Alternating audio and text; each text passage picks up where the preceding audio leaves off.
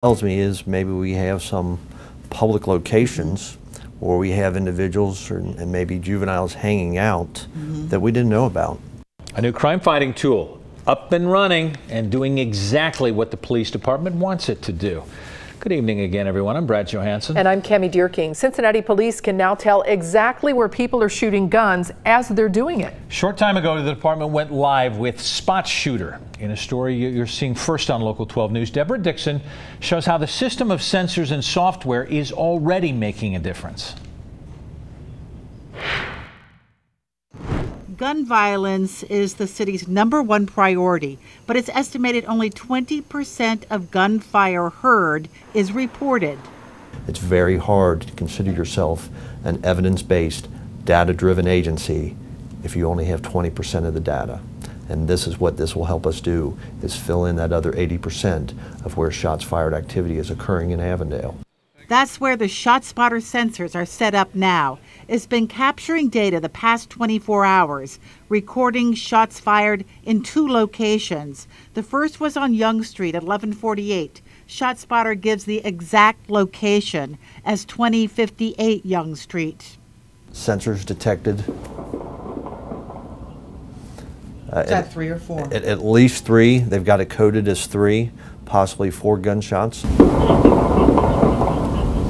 Gunshots no one heard or just didn't report. Then again at 5:16 this morning, a single shot on North Fred Shuttlesworth Circle near the tennis courts. Now we will focus on these areas that we had shots fired overnight that we wouldn't have known otherwise. No one reported the early morning gunshot either, but an officer went there and found the shell casing. For them to go back to that specific location and recover that single shell casing that we will now enter into Neudigate, incredible. Neudigate is a system that compares shell casings from different shooting scenes, sometimes linking them to the same gun and then to the shooter. Starting tonight, officers will be notified of ShotSpotter activations within seconds. Instead of searching for the location, they'll know exactly where to go. The shooter might still be there, and witnesses too. We're going to knock on doors and let the citizens of Cincinnati know that we care about each and every gunfire incident that occurs, and each and every incident, whether someone is struck by a bullet or not, is not acceptable in the city.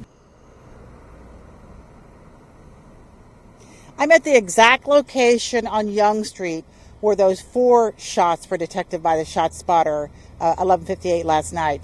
And this is, there's nobody around. I see why nobody reported it, but it may be the place where shooters go to test fire guns they've stolen or guns they're about to use in a crime. So it's important information for police to have.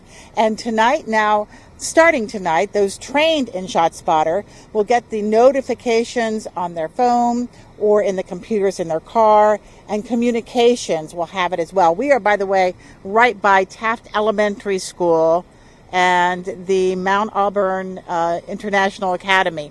So we're in an important part of the community, and this is where ShotSpotter said 4 shots were fired last night. Brad? All right, I already got the name wrong once, Deb, but you're telling me that even across the country, this is working, and there's great excitement for police, especially as word spreads to people in these neighborhoods that if you fire a gun, we're going to figure out where you are. Well, I think it's going to be interesting when someone fires a gun in a place like this and police are all of a sudden there.